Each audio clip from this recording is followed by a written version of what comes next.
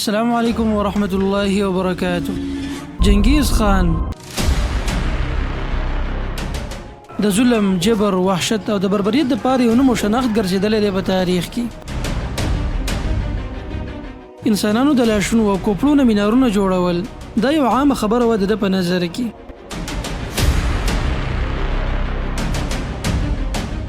جنگیز خان د خپل توري په زور سره د دنیا د آبادۍ یوه غټه حصه ختمه کړې وه.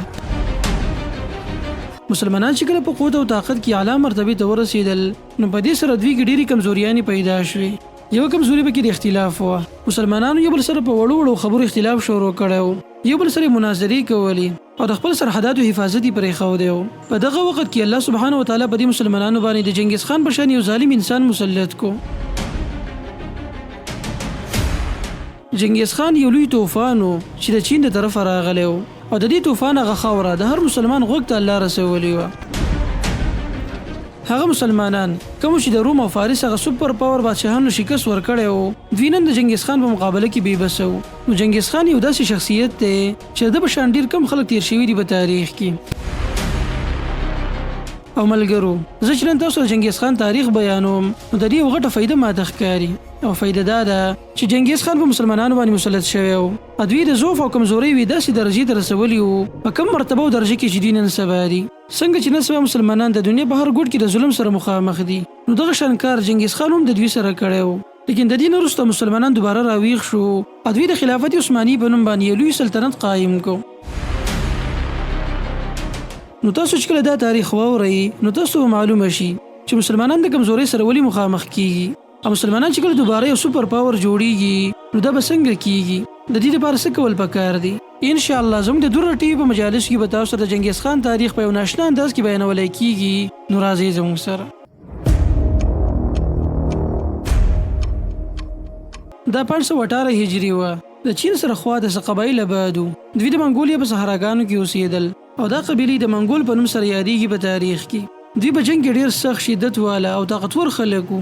لیکن د دوی غټه کمزوري دا وه چې دوی په خپل منځ کې په اتفاق سره نه اوسېدل. همیشه به د یو بل سره جنګونه کول او د یو بل وینې به یې تویولې.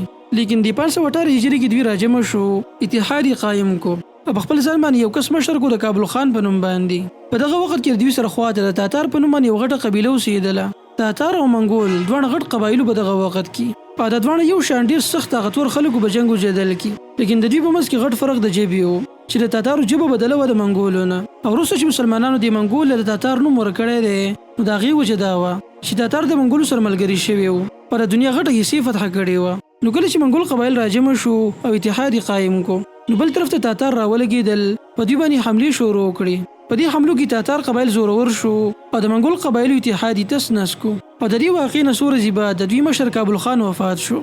د مرګ نه بعد دا مشري د ده نوسي ته پاتې شوه او د ده په دور کې هم منګول قبایل ډېر طاقتور وو، لیکن اتحاد یې په خپل منځ کې ختم شوی و. په 556 هجري کې د دې سردار یو زوی پیدا شو.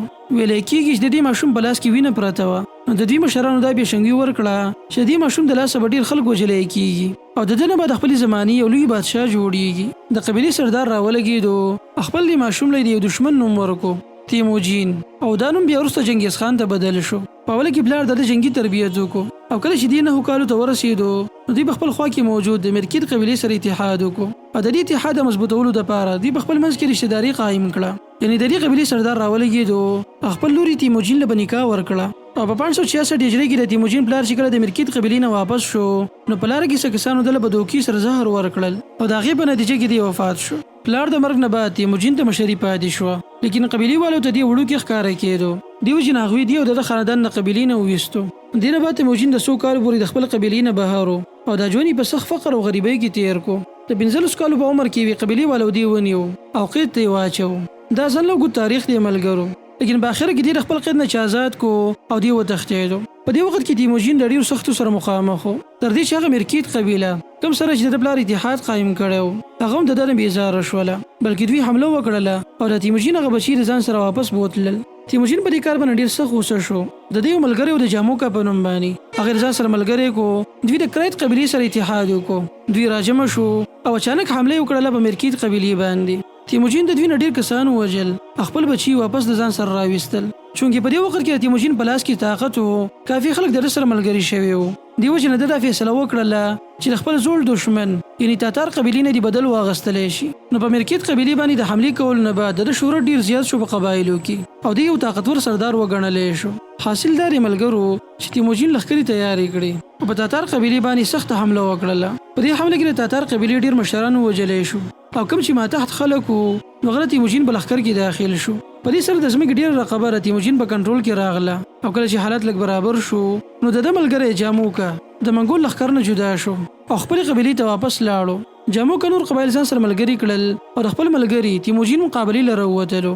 نو ملګرو د دې دواړو په مابین کې 3 غټ جنګونه وشو. په دریم جنګ کې تیموجین کامیاب شو او جاموکا ونیولی شو. تیموجین اراده وکړله چې خپل ملګری معاف کړي، لیکن جاموکا انکار وکړو او د خپل مرګ مطالبه یې وکړله او د دې نه بعد دی ووژلی شو. نو د دې سړي دا مرګ د تیموجین دپاره ډېر فایدهمند ثابت شو او د دې نه علاوه د تیموجین چې څومره غټ دښمنان وو نو هغه ټول ووژلی شو. او د دې نه بعد تیموجین ځای په ځای قبایلو ته خطونه ولېږل او د دوی نه په خپل صف کې د داخلېدلو مطالبه وکړله. نو په دې سره د منګول ټول قبایل تسلیم شو. د تیموجین په لاس کې ډېره لویه بادشاهي راغله. په 602 هجري کې ټول قبایل راجمع شو. ادوی تیموجین د خپل ځان دپاره یو بادشاه مقرر کو او دلته د جنګیز خان لقب ورکو. جنګیز خان د نوم معنی د عظیم بادشاه یعنی د ټولې دنیا بادشاه. نو ملګرو د دې ټولو واقعاتو په نتیجه کې یو عظیم منګول امپایر وجود ته راغی او د دې ولنې بادشاه جنګیز خان و. کله چې جنګیز خان د منګول قبایلو په راجمع کولو کې کامیاب شو نو د خپل فوج منظم کو او په چین باندې د حملې کولو دپاره را روان شو. جنګیز خان په چین باندې څنګه حمله کړې وه او د یې څنګه فتح کړی و، د دې نه وروسته بیا دې مسلمانانو ته څنګه متوجه شو، انشاءالله ټول تاریخ به تاسو ته بیان کو خو پر روانو ویډیوګانو کې. جنګیز خان چې کله د منګول قبایلو په راجمع کولو کې کامیاب شو نو دې نه بعد د خپله توجه چین طرف ته راواړوله او د هغې وجه دا وه چې د دوی د بل سره د ډېرې زمانې د جنګونه شروع وو. چین والو ته د منګول قبایل د بدوانو په شان ښکاره کېدل، د دوی به همیشه د بل سره جنګونه کېدل او کله چې به د منګول قبایلو د بغاوت سیوا شو نو چین والو به په دوی باندې سخته حمله وکړله او د دوی نه به یې ماشومان او زنانه د غلامانو په صورت کې به ووستل. نو کله چې چین والا جنګیز خان د اتحاد نه خبر شو نو د دوی بادشاه یو خط راولېږو جنګیز خان ته او غنی د اطاعت کولو مطالبه وکړله. په دې مطالبې سره جنګیز خان ډیر زیات غوسه شو او د اراده وکړله چې په چین باندې حمله وکړي او دا په خپله قبضه کې راولي. لیکن د چین د قبضه کول دومره آسان کار نه و او د هغې وجه دا وه چې د چین د سلطنت ډېر اډوانس و د جنګیز خان په نسبت سره. د دوی فوج او اسلحه هم ډېره اډوانس وه تر دې چې دوی د بارودو استعمال هم شروع کړی او د فوج تعداد هم ډېر سیوا و. بل طرف ته د جنګیز خان فوج ډېره کم په تعداد او اسلحه کې.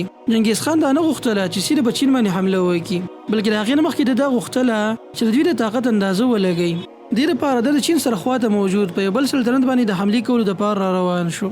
د دې سلطنت حکمران ته چې کله پته ولګېده نو هغه چین ته خط ولېږو او هغوی نه د جنګیز خان په خلاف د مدد مطالبه وکړله، لیکن د دوی قسمت ښه ثابت نه شو او هغوی د هیڅ قسم مدد کولو نه انکار وکړو. نو په دې مابین کې جنګیز خان راغی او په دوی باندې سخته حمله وکړله. کله چې دوی ډېر کمزوري شو نو د دوی بادشاه د جنګیز خان سره صلح وکړله او دې نه بعد منګول لښکر خپل دارالحکومت ته واپس شو. جنګیز خان خپل دارالحکومت ته واپس راغی او د چین والو په باره کې ښه پوره اندازه لګولې وه او دې نتیجې ته رسېدلی و چې او په چین باندې موږ حمله کولی شو او د دې قبضه کول هم دومره مشکل کار نه دی. نو په 608 هجري کې جنګیز خان په خپل دارالحکومت کې لږ کسان پرېښودل او باقي 90,000 فوج په چین باندې د حملې کولو دپاره را روان کو.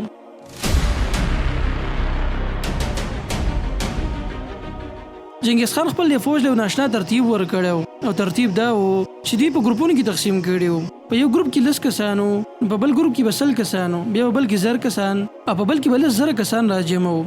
په هر یو ګروپ باندې به یو کس مشر کړی و او دا مشر به دې کسانو په خپله مقرره و. جنګیز خان د دې فوج په باره کې ډېر سخت قانون جوړ کړی و او قانون دا و چې کله هم د یو ګروپ نه یو کس وتښتېدو نو د هغه په جرم کې به باقي ټول ګروپ والا وژلی کېږي. نو دې وجې نه به د فوج په یو ترتیب کې جنګېدو او چا به د تېښتې سوچ هم نه شو کولی. نو حاصل دا دی ملګرو چې جنګیز خان د وارې چین ښه په اسانۍ سره کراس کو او د چین حدودو ته راواوړېدو. ټول ناول د ده مقابله دغه کسانو سره وشوه کوم چې په دغه دیوالونو باندې ناست وو، لیکن د منګول د فوج دوی له په اسانۍ سره شکست ورکړو او دې نه بعد دوی قلعو ته متوجه شو. جنګیز خان په خپله زندګۍ کې په اولني ځل باندې د قلعو هغه دنګ دیوالونه ولیدل چونکې اوسه پورې دوی ټول جنګونه په میدانونو کې کړي وو. دې وجې نه دوی د قلعو محاصره کول او د هغې قبضه ډېره مشکل کار و. جنګیز خان د خپل فوج یوه غټه حصه په لاره کې موجود د یوې قلعې د قبضه کولو لپاره پرېښوده او خپل مرکزی طرف ته متوجه شو. چونګې په دې ایریا کې غرونه ډیر زیات وو، دې وجې نه دوی ته مقابله کول ډیر ګران وو. د دوی مخې د چین والا هم په ډیر تعداد کې ولاړو. چنګیز خان دلته ډیر وخت تیر کو، په 100 کیلو باندې قبضه وکړله او دینه بعد د دوی جنگ هم وشو، لیکن هغه دومره فائدې ولا ثابت نشو. دا محاصره ډیر اوږده شوله تر دې چې د یخنۍ موسم راغی. په دې کې جنگ کول ډیر مشکل وو. دې وجې نه چنګیز خان د محاصره پرېښودله، خپل دارالحکومت ته واپس شو.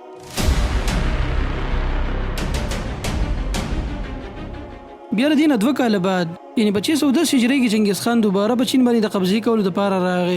پرې تیر شوی حمله کې چنګیز خان دومره پوه شوی و چې په قلعه کې موجود د خلکو سره به څنګه مقابله کوي. یعنی دا یوه غټه تجربه وه چې دته حاصل شوې وه. نو دې ځل دوی د اوږدې محاصرې په نیت باندې راغلي وو. کله چې دوی چین ته را داخل شو نو چنګیز خان خپل فوج ډېرو حصو ته تقسیم کو.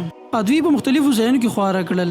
د فوج هر حصې ته د حکم شوی و چې په دې علاقه کې څومره هم وړې قلعې دي نو په هغې باندې قبضه وکړي. نو حاصل دا دی ملګرو چې دوی مسلسل قلعې فتح کولې او پیشقدمي کوله تر دې چې منګول لښکر د چین دارالحکومت بیچینګ ته راورسېدو.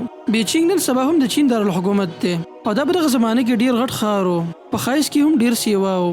تر دې چې چنګیز خان هم په خپله دې ته ډیر حیرانه و، ځکه چې د په خپل ژوند کې د اوسه پورې داسې ښار چېرته نه و لیدلی.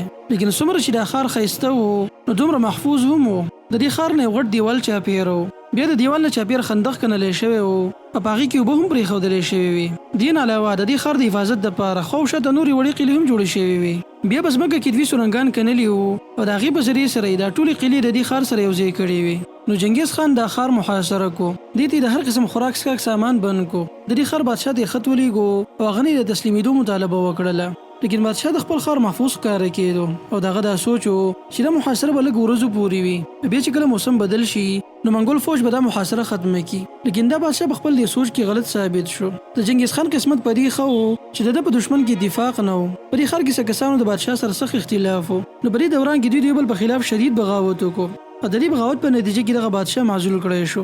در پسې بل کس مشر شو، لیکن د دوی په دې اختلاف کې دوی ته دومره نقصان ورسېدو چې د هغې تلافي اوس ممکن نه وه. خلاصه دا د ملګرو چې دا محاصره ډېره اوږده شوله تر دې چې څه له پاسه 1 کال تیر شو او چنګیز خان په هېڅ یو صورت کې دا محاصره نه پرېښودله. دې وجې نه کله چې د دې ښار بادشاه نا امیده شو نو هغه راولګېدو، د چنګیز خان سره یې صلح وکړله او هغه د سمال ورکولو وعده وکړله. نو چنګیز خان ورسره په دې خبر راضي شو او د واپسۍ اراده یې وکړله. کله چې منګول فوج د دې ځای نه روان شو نو شاید بادشاه ته په محاصره کې نرمي ښکاره شوه. دې وجې نه هغه دوباره بغاوت وکړو او د خپلې وعدې نه واوړېدو. کله چې چنګیز خان د ده د انکار نه خبر شو نو دوی په شدید غصه کې راغی او د دې ښار د محاصرې د مخکیني په نسبت سره نور هم تیزه کړله. چنګیز خان د دې ښار څخه خلک نیولي وو، دې راولګېدو دا خلک یې راجمع کړل. دوی له هغه آلات ورکړل په کومه چې به دروازه ماتېدله او دوی ته یې امر وکړو چې تاسو د دروازه ماته کوئ. دې خلکو داسې نه غوښتله، لیکن دوی قیدیانو، دوی باندې جبرن دا کار کېدو. نو کله چې دوی دروازې ته رانږدې شو نو بره فوجیانو خپل ملګري ولیدل او هغوی دا نه غوښتله چې دوی سره جنګ وکړي او خپل ملګري مړه کړي. نو په قلعه کې د دې فوج سره بارود هم موجود و، لیکن د چنګیز خان قسمت په دې ښه و چې د دې بارودو استعمال لا دومره اډوانس شوی نه و. د دې باوجود دې فوج د دې بارودو استعمال هم وکړو، لیکن دوی په دې سره د منګولو فوج ته په نقصان ورکولو کې کامیاب نه شو. نو بالاخره ملګرو د چنګیز خان دغه منصوبه کامیابه شوله. دې کسانو دروازه ماته کړله او په دې سره منګول فوج د یو سمندري طوفان په صورت کې دې ښار ته ورداخل شو. دوی ماشومان، زنانه، بوډاګان بېدریغه ووژل. د یوې میاشتې پورې دا ښار لوټ کړی شو. هغه ښار کوم چې په خپله زمانه کې اعلی او بهترین و نن هغه د عسکرو په صورت کې تور رنګ ته بدل شو. نو د دې لوی تباهۍ نه بعد دغه بادشاه دوباره د چنګیز خان سره صلح وکړله او دې ځل هغه ته د وفادارۍ یقین ورکړو. نو په دې صلح سره د چین بعضې حصه د تباهۍ نه بچ شوه. چنګیز خان د دې ځای نه واپس شو، خپل دارالحکومت ته راغی او د څو میاشتو پورې مسلسل د چین هغه خزانه منګولیې ته رامنتقل کړی شوه. ویلی کېږي چې کله دا ناشنا سامانونه منګولیې ته راوړی شو نو په دې کې داسې ناشنا څیزونه وو چې دغه خلک به ورته حیرانېدل. د دې لویې فتحې نه بعد چنګیز خان مسلمانانو ته متوجه شو. د په خوارزمي سلطنت باندې حمله وکړله، لیکن په دې سلطنت کې یو نوجوان و د جلال الدین خوارزمي په نوم باندې. هغه ولنی انسان و چې چنګیز خان له شکست ورکړی و. چنګیز خان د مسلمانانو سره د جنګ کولو اراده نه وه، لیکن د هغې باوجود دې څنګه د مسلمانانو سره مخامخ شو او دې کمې خبرې مجبوره کړی و. انشاءالله دا ټول تاریخ او حقایق په تاسو ته وړاندې کوو، لیکن په راروانه ویډیو کې. نو ملګرو زموږ خبره دې ځای ته رارسېدلې وه چې چنګیز خان په چین باندې قبضه وکړله او دی په خپل سلطنت کې داخل کو. دې نه بعد د چنګیز خان یو جنګ راغی د قرختۍ سلطنت سره. د زید جنگیز خان خپل یو سردار راولېږو، هغه د سلطنت د بادشاه سره مقابله وکړله. هغه کې د بادشاه وجلې شو او دا ټول سلطنت د منګولو په قبضه کې راغی. نو په دې سلطنت باندې د قبضې کولو نه بعد د منګول امپایر هغه سرحدات د خوارزمي سلطنت سره وجنګېدل، کوم چې مسلمانانو یو حکومت و. خوارزمي سلطنت هله وجود ته راغی کله چې سلجوقیان کمزوري شو. د دې سلطنت بنیادی خودونکی انسان سلطان علاءالدین محمد الخوارزمي و. د په دې سلطنت کې د ایران او افغانستان ډېرې علاقې شاملې وي، یعنی دی یو طاقتور مسلم حکمرانو او د خپل ځان ته د اسکندر لقب ورکړو. چونکې د سلطنت سرحدونه د عراق سره جنګېدلي وو، دی وجې نه د اراده هم کړې وه چې په بغداد باندې حمله وکړي، هغه په خپله قبضه کې راولي. او د هغې وجه دا وه چې د سخت اختلافات پیدا شوي د عباسي خلیفه سره. تاریخ کې راځي چې د شیعي مذهب قبول کړی و او په بغداد باندې د حملې لپاره هم ورغلی و، لیکن بیا په لار کې موسم ډېر خراب شو او هغې د وجې نه دی واپس شو. ویلی کېږي چې څه علماو د خیري هم کړې وي او د هغې په نتیجه کې الله سبحانه وتعالی په ده باندې چنګیز خان د یو عذاب په صورت کې مسلط کړی و، لیکن چنګیز خان په ده باندې حمله ولې کړې وه. نو قصه دا د ملګرو چې چنګیز خان کله په چین باندې قبضه وکړله، نو د هغې ټول تجارت او مالونه د ده په قبضه کې راغلل. چنګیز خان دا غوښتله چې نور حکمرانانو سره تجارتي معاهدې وکړي او خپل سلطنت معیشي لحاظ سره برابر کړي. دې دپاره د یو خط راولېږو سلطان علاءالدین ته او هغه ته د تجارت پیشکش وکړو. نو سلطان علاءالدین دا پیشکش قبول کو او هغه ته د خط مثبت جواب ورکړو. دې نه بعد چنګیز خان د تاجرانو یو غټه قافله راولېږله خوارزمي سلطنت ته. نو کله چې دوی دې ته را داخل شو، نو د اترار علاقې گورنر په دې تاجرانو باندې د جاسوسۍ الزام ولګو. بعضې مورخین ویلي دي چې د اترار دی گورنر د دې تاجرانو سره سمالونه لیدلي وو او د هغې لالچ په خپل زړه کې پیدا شوی و. نو دې وجې نه هغه د الزام ولګو. د سلطان علاءالدین د خط ولیږو او هغه نه اجازت طلب کو چې دوی له سزا ورکړي. نو سلطان علاءالدین ته اجازت ورکړو. دې نه بعد دا گورنر راولګېدو او دا ټول تاجران د خپل توري په نښه وګرځول. نو په دې فیصلې سره سلطان علاءالدین د خپلې زندګۍ د یوې غټې غلطۍ سره مخامخ شو او دا داسې غلطي وه چې د ده د زندګۍ هغه ټول محنتونه یې د ځان سره فنا کړل. نو کله چې چنګیز خان ته دا خبر راورسېدو، نو ظاهره خبره ده چې هغه په شدید غصه کې راغی او سلطان علاءالدین ته 3 کسان راولېږل. د هغه دا مطالبه وکړله چې دا کار خو یا ستا په رضا شوی دی یا ستا د رضا نه بغیر. نو که ستا په رضا شوی نو بیا موږ ته ووایه چې ستا سره مخامخ مقابله وکړو، او که نه ستا د اجازه نه بغیر چا دا کار کړی وي نو دغه کس موږ ته حواله کړه چې موږ د هغه نه خپل بدل واخلو. لیکن په ضد د دې چې سلطان دا خبر په صلحې سره حل کړی وی، هغه راولګېدو او په دې 3 کسانو کې دا یو ووجو. د دې 2 کسانو سرونه وخرول، دوی چنګیز خان ته ولېږل. نو د سلطان علاءالدین یو ښکاره د جنګ اعلان و چې چنګیز خان ته یې وکړو. د دې بدترین رد عمل د وجې نه چنګیز خان سلطان علاءالدین ته چیلنج ورکړو او دی ورته ووي چې زه ډېر زر په تا باندې حملې کولو والی یم. دې نه بعد چنګیز خان خپل لښکر څو حصو ته تقسیم کو.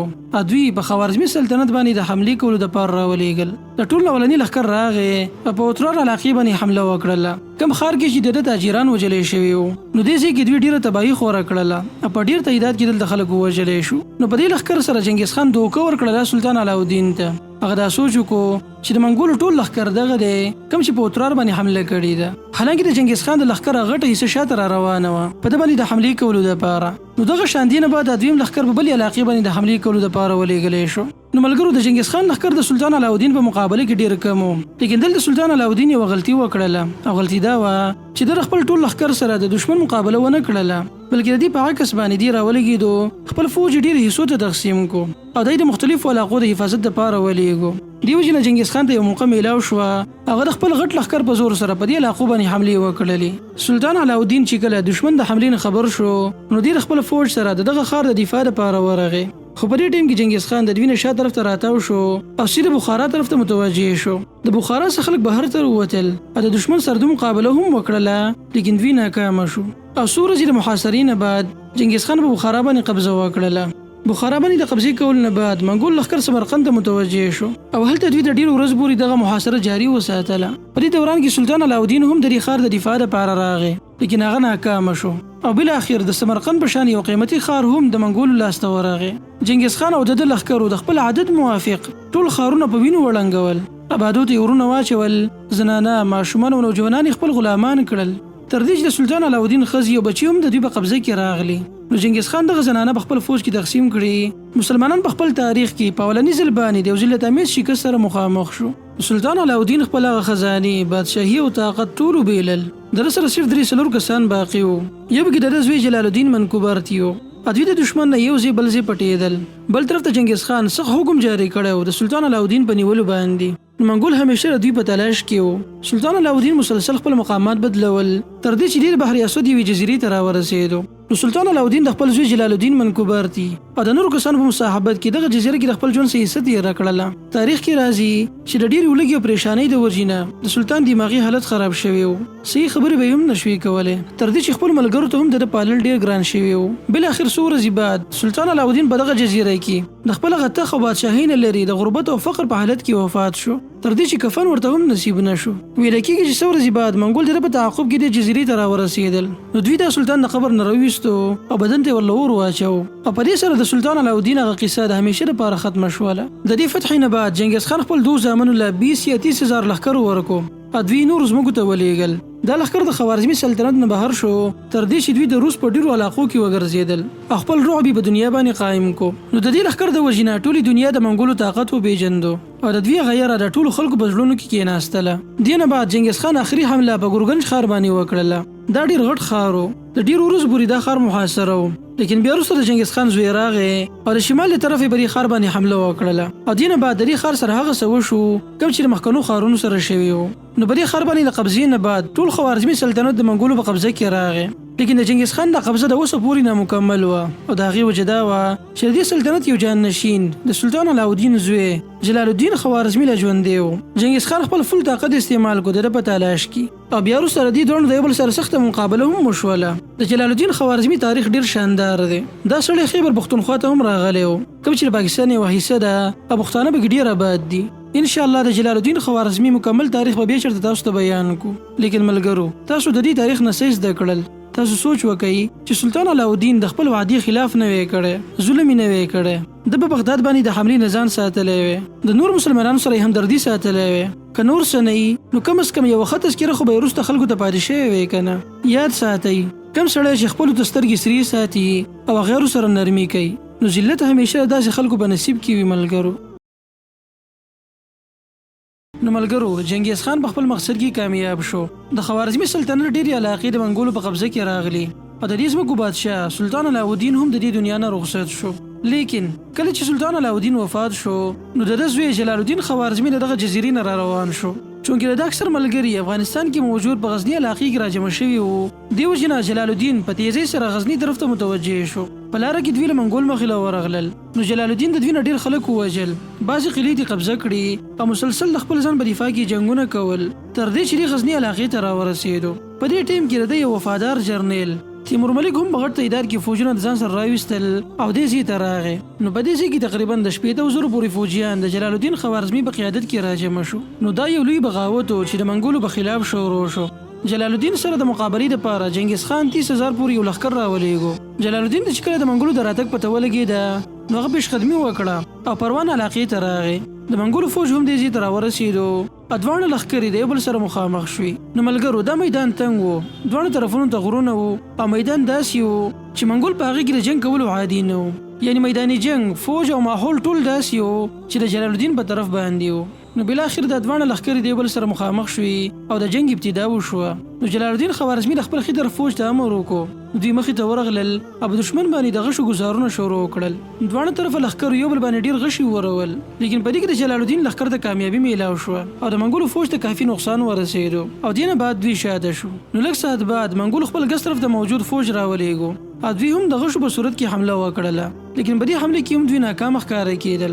دې وجې نه د منګولو فوج په یو ځای باندې حمله وکړله او په دې ځای کې سخت جنګ شروع شو. منګول ډېر په بهادرۍ سره وجنګېدل او د ډېر وخته پورې دا جنګ جاري و.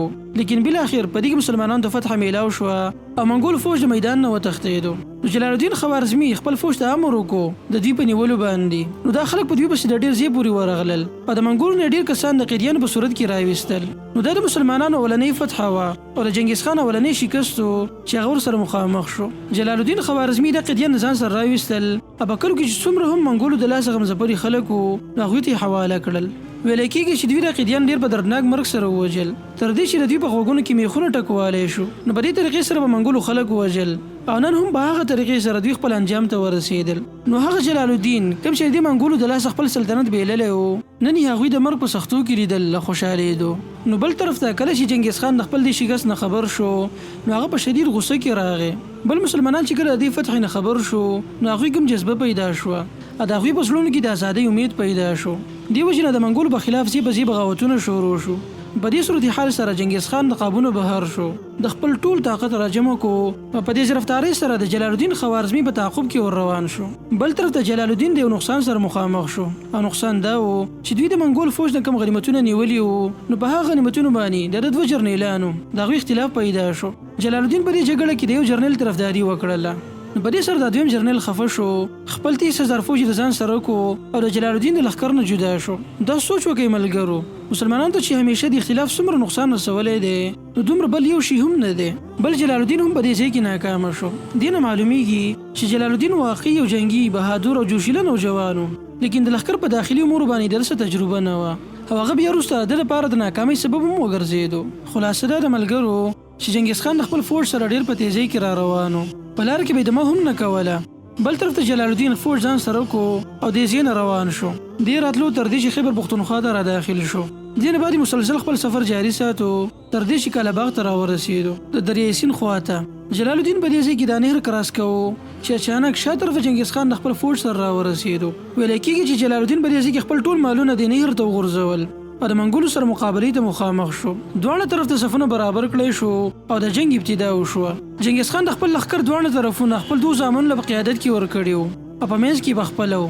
منګولو د حملې ابتدا وکړه او جلال الدین خپل ملګرو سره ښه مضبوطه دفاع شروع کړه. نو په دې ځای کې دومره سخت جنګ وشو چې منګول پکې ډېر نقصان سره مخامخ شو. نږدې و چې دوی له شکست ورکړی شوی وی، لیکن په دې وخت کې منګول ورو د میدان نه شاته شو. نو په دې ځای کې مسلمانانو غلطي وکړه او دوی پسې مخې ته ورغلل. په دې ځای کې مسلمانان د هغه غر نه ډېره خوا شو کوم چې دوی د شا طرفه دفاع کوله.